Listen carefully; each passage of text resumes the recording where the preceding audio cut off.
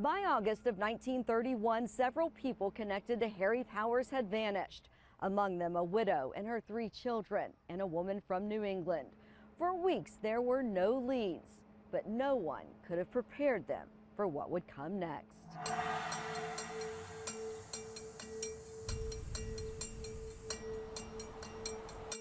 It had been weeks since Asta Eicher and her 3 children had been seen in Illinois.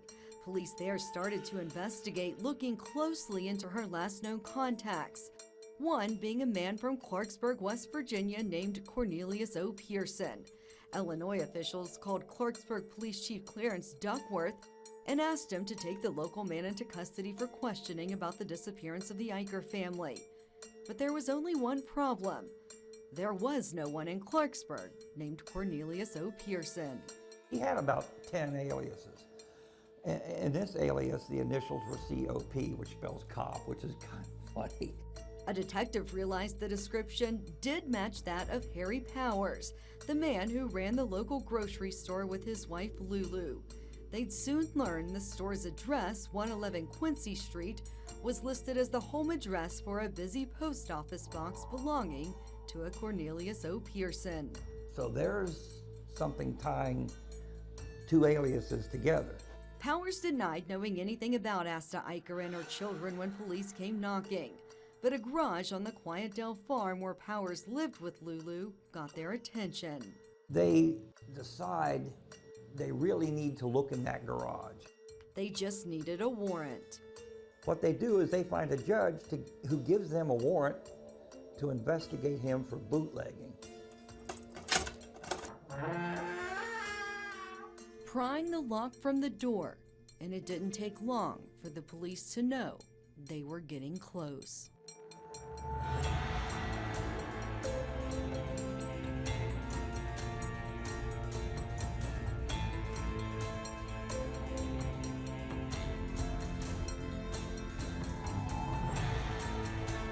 They found trunks and trunks of clothes, women's clothes, kids' clothes. They found the kids' bank books. They lifted the trap door, they went downstairs. They found blood everywhere, a bloody mattress, huge hunks of hair that had been ripped out of somebody's head, a bloody ball-peen hammer. There's a rope that hangs from the trap door when you open it at just the right height to make it a noose. The hope of finding the family alive was gone, but there were no bodies. Handcuffed and heavily guarded, Powers was brought to the farm as police demanded he tell them where they were. But he stayed silent. News of the search had spread, and by that afternoon, more than 300 people had gathered to watch. Among the crowd, a 15-year-old boy who told Harrison County Sheriff Wilford Grimm he recently helped Powers dig a ditch from the garage to the creek. And they're like, okay, let's try that. And they had only turned over a few shovels full of dirt before the stench hit them. There they found Asta Eicher wrapped in burlap, her 3 kids wrapped in burlap. They had been starved almost to the point of death. Asta and Gerta and Annabelle had been strangled or hung by the rope. 12-year-old Harry Eicher had been struck repeatedly with a hammer found with the bodies. Powers, dubbed now by reporters as the Bluebeard of Quiet Dell, would later write in his confession statement that he wanted to make the boy watch as he killed his mother and sisters. But the boy put up such a ruckus screaming that he had no choice but to beat his head in with the hammer. The crowd had grown even more with the discovery of the 4 bodies. Men, women, children, all gathering to see the horror firsthand. At one point, someone in the crowd put up a fence and started charging admission. Others were taking souvenirs from what they were calling the murder garage. My father-in-law is in that crowd, and the crowd is around this way, and he's sort of standing out from the crowd just a little as they are watching the bodies being, taken out of the ground. Lifelong Clarksburg native Vonda Wetzel has never known her hometown without the story of the Bluebeard running through it. I had Miss Hollins for typing, and she wouldn't let us use the green ink because she said Harry Powers wrote his love letters in green ink. So we were never allowed to use green ink in any of her classes. She taught several classes. The crowd at the farm eventually made its way to the Harrison County Jail, where Powers was inside for questioning. The interrogation, then called the 3rd degree, lasting until almost dawn. Back then, the 3rd degree involved chains, fists, pipes. They kept him all night interrogating him.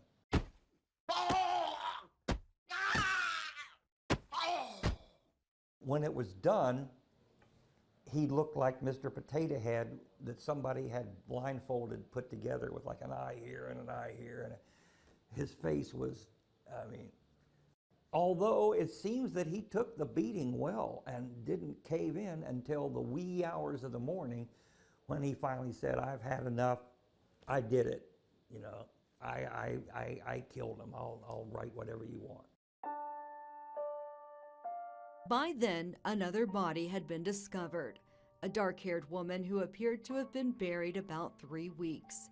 Found with a belt still around her neck, a charred bank book found in the ashes of a bonfire behind the garage identified her as Dorothy Lemke. How brazen he was to just do that and come to our little town and have this horrendous crime like that. That's probably poor Mrs. Lemke. It was a crime that enraged the citizens of Harrison County.